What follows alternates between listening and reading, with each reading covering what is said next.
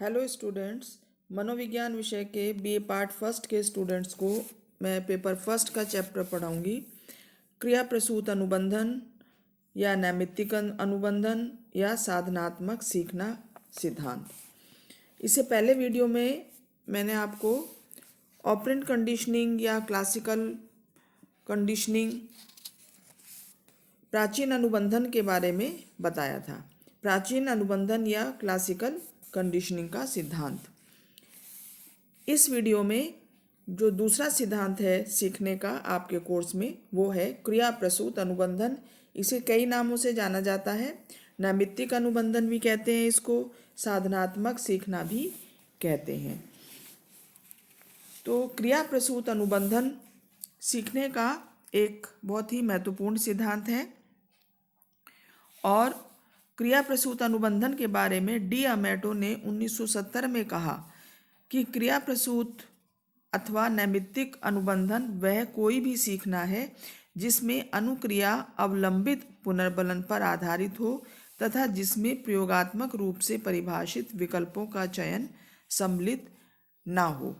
तो क्रिया प्रसूत अनुबंधन में प्रयोज्य के लिए पुनर्बलन या भोजन की उपलब्धि प्रयोज्य की अनुक्रियाओं पर आश्रित होती है। प्राचीन अनुबंधन सिद्धांत में और इसमें केवल इतना फर्क है कि प्राचीन अनुबंधन सिद्धांत में जो भोजन है, जो कुत्ते का प्रयोग किया था पेवलोव ने, उसमें भोजन के लिए कुत्ते को प्रयास नहीं करना पड़ता है, उसको अपने आप ही निश्चित समय पर मीट पाउडर दे दिया जाता है। जबकि क्रिया प्रसूत अनुबंधन में जब तक जीव कोई कार्य नहीं करेगा, उपयुक्त अनुक्रिया नहीं करेगा, उसे भोजन प्राप्त नहीं होता है, अर्थात पुनर्बलन उसे प्राप्त नहीं होता है। तो ये दोनों सिद्धांतों में फर्क है। क्रिया प्रसूत, जैसे कि इसके नाम से ही पता चलता है कि कोई क्रिया करने पर, प्रसूत का मतलब है करना, कोई क्रिया करने पर भोजन का मिलना क्रिया प्रसूत कहलाता है।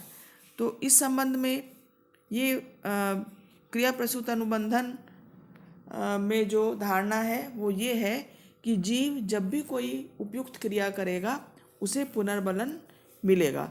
इस तरह से उपयुक्त अनुक्रिया और पुनर्बलन के बीच में जो अनुबंधन स्थापित होता है उसको क्रिया प्रसूत अनुबंधन कहते हैं। इस संबंध में स्किनर नाम के मनोवैज्ञानिक ने एक प्रयोग किया। उन्होंने 1938 में एक स्किनर बॉक्स बनाया प्रयोग करने के लिए, जिसमें छड़ रूपी एक लीवर लगा हुआ था।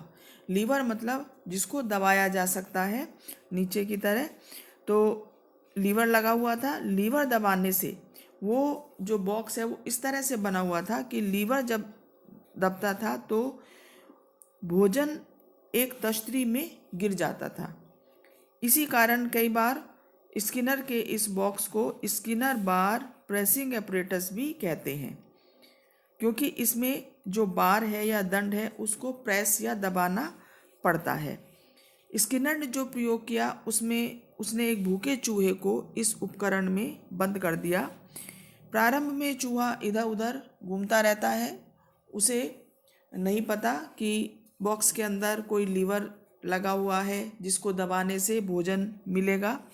इधर उधर घूमता रहता है और अचानक जब कई बार वो अक्सर लीवर बॉक्स के अंदर लगी हुई छड़ियों पर खड़ा हो जाता है, कभी इधर उधर उछल कूद करता है। इसी प्रकार की गतिविधियों में जब छड़ वाला जो लीवर उससे दब जाता है तो घंटी की आवाज़ होती है और भोजन जो है वो तश्तरी में आ जाता है।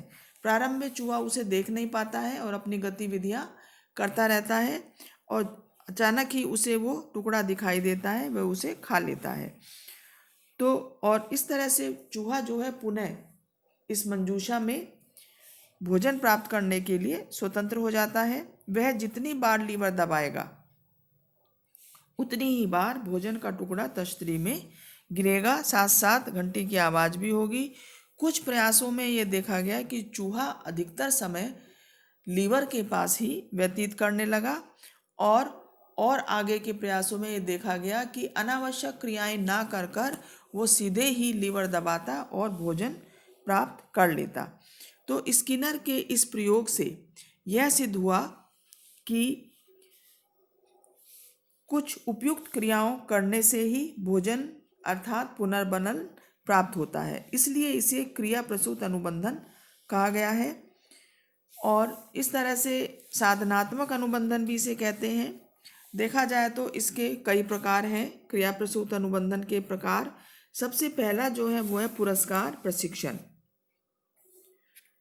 इस प्रकार के क्रिया प्रसूत अनुबंधन में जब जीव कोई उपयुक्त क्रिया करता है तो उसे पुरस्कार मिलता है। तो उदाहरण के लिए स्किनर बॉक्स में चूहा जब जब लीवर दबाता है तो उसे भोजन मिलता है। इस प्रकार पुरस्कार प्राप्त करने के लिए चूहे को उपयुक्त क्रिया करने का प्रशिक्षण दिया जाता है।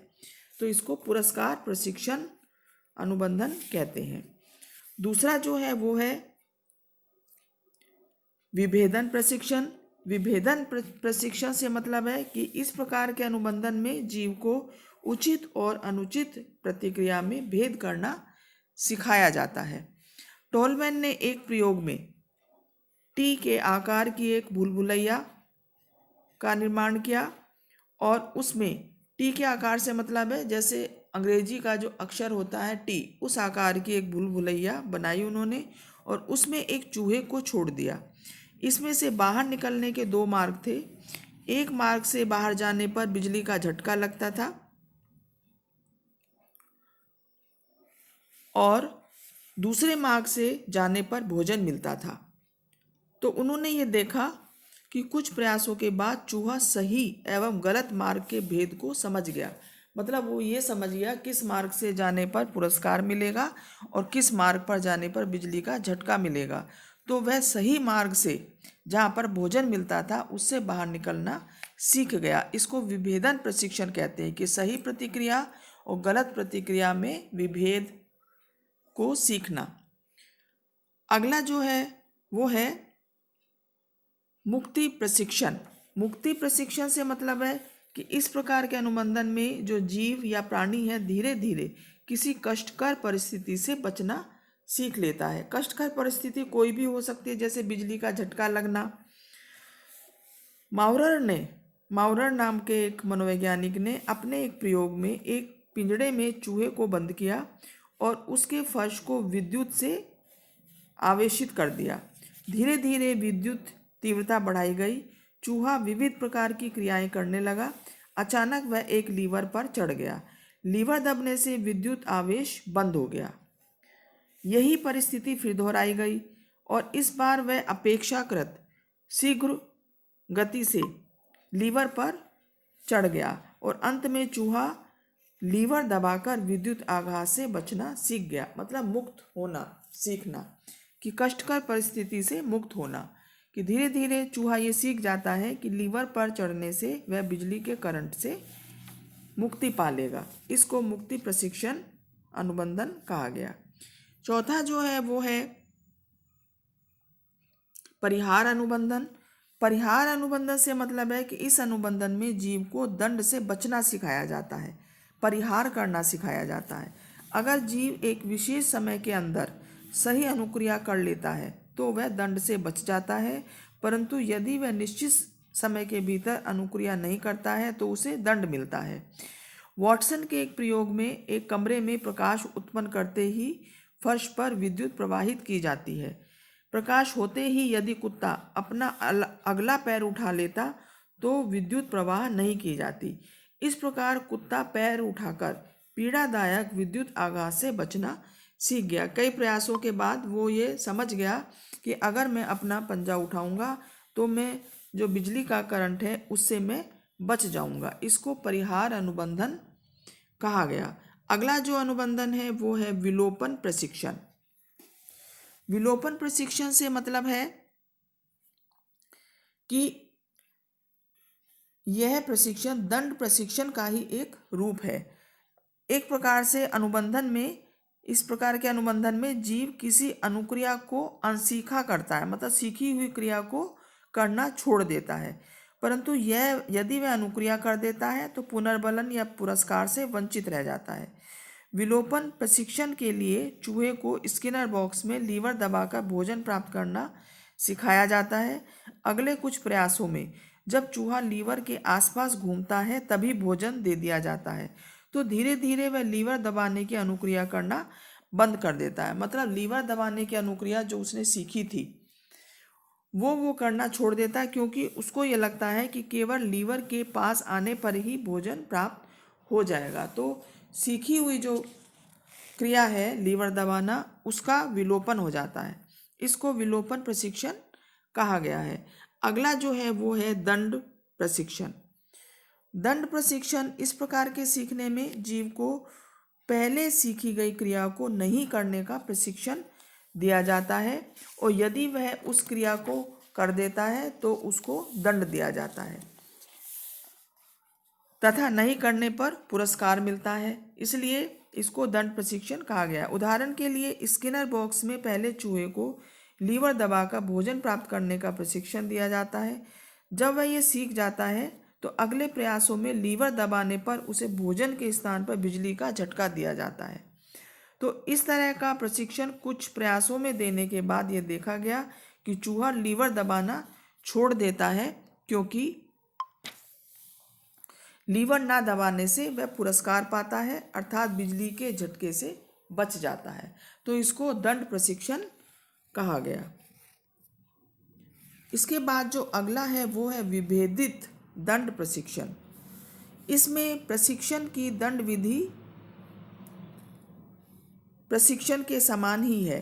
अंतर केवल इतना है कि स्किनर बॉक्स में एक विभेदक संकेत लगा दिया जाता है। जैसे बॉक्स में एक बल्ब लगा दिया। बल्ब के जलने की अवस्था में लीवर दबाने पर दंड प्रशिक्षण दिया जाता है, अर्थात बिजली का झटका दिया जाता है, तथा बल्ब के बुझे रहने की अवस्था में लीवर दबाने पर भोजन दिया जाता है। इस तरह चूहा यह सीख लेता है कि बल्ब बंद होने पर ही लीवर दबाना है। इसलिए इसको विभेदित दंड प्रशिक्षण कहा है कि दो परिस्थितियों में विभेद करना कि किस परिस्थिति में पुरस्कार मिलेगा और किस परिस्थिति में दंड मिलेगा। अगला जो 8वां प्रशिक्षण है वो है विभेदित विलोपन प्रशिक्षण। इसमें बल्ब जलते रहने की अवस्था तथा बल्ब बुझे रहने की अवस्था को लगातार वैकल्पिक रूप से देने पर चूहा इन दोनों अवस्थाओं में भेद करना सीख लेता है। अर्थात बल्ब के जलते रहने की अवस्था में चूहे को लीवर दबाने की अनुक्रिया करने से पहले ही भोजन दे दिया जाता है। फिर बल्ब बुझने की अवस्था में चूहे को लीवर दबाने की अनुक्रिया करने के बाद भोजन दिया जाता है। तो इस तरह से वो ये सीख जाता है कि दोनों ही अवस्थाओं में उसको भोजन मिलेगा। इस प्रकार से ये स्पष्ट हो जाता है कि क्रिया प्रसूत अनुबंधन के कई प्रकार हो सकते हैं। तो उसके बाद अगर हम ये देखें कि प्राचीन अनुबंधन और क्रिया प्रसूत अनुबंधन में क्या अंतर है, तो जो पहला अंतर तो ये है कि प्राचीन अनुबंधन में सीखी जाने वाली क्रिया स्वतः किसी उद्दीपक से उत्पन्न होती है। जीव को ये क्रिया ढूंढनी नहीं पड़ती। केवल जो क्रिया जैसे लार स्रावित होना है से पहले भोजन से उत्पन्न होती थी, वह अनुबंधन के बाद किसी तटस्थ उद्दीपक अर्थात घंटी से उत्पन्न होती है। जबकि क्रिया प्रसूत अनुबंधन में जीव को स्वयं प्रयास करके उपयुक्त क्रिया जैसे लीवर दबाना सीखना पड़ता है। दूसरा अंतर यह है कि प्राचीन अनुबंधन में जीव द्वारा अनुक्रिया करने पर पुरस्कार मिलना आवश्यक नहीं है, अर्थात लार टपकाने से भोजन मिलना आवश्यक नहीं है, परंतु क्रिया प्रसूत अनुबंधन में जीव द्वारा उपयुक्त क्रिया अर्थात लीवर दबाने की क्रिया करने पर भोजन मिलना आवश्यक होता है। इसी तरह से जो अगला अंतर है वो है कि प्राचीन अनुबंधन में मुख्यतः स्वचालित अनुक्रियाओं से संबंधित होती हैं, जैसे लार का स्रावित होना, जो अपने आप क्रियाएं होती हैं, जबकि क्रिया प्रसूत अनुबंधन में जो पेशीय क्रियाएं मांसपेशीय क्रियाएं करनी आवश्यक है। तो ये कुछ अंतर दोनों के बीच में हम देख सकते हैं, क्रिया प्रसूत अनुबंधन और प्राचीन अनुबंधन। तो स्टूडेंट्स, आज मैंने आपको बताया कि क्रिया प्रसूत अनुबंधन या साधनात्मक अनुबंधन, नैमित्तिक अनुबंधन किसे कहते हैं और उस पर किस तरह से प्रयोग स्किनर ने किया। प्राचीन अनुबंधन क्रिया प्रसूत अनुबंधन कितने प्रकार के हो सकते हैं और दोनों अनुबंधन, प्राचीन अनुबंधन द्वारा सीखना और क्रिया प्रसूत अनुबंधन द्वारा सीखने में क्या अंतर है। मैं समझती हूँ आपको ये टॉपिक समझ में आ गया होगा। अगले वीडियो में नेक्स्ट टॉपिक के साथ फिर मिलेंगे। Thank you so much students.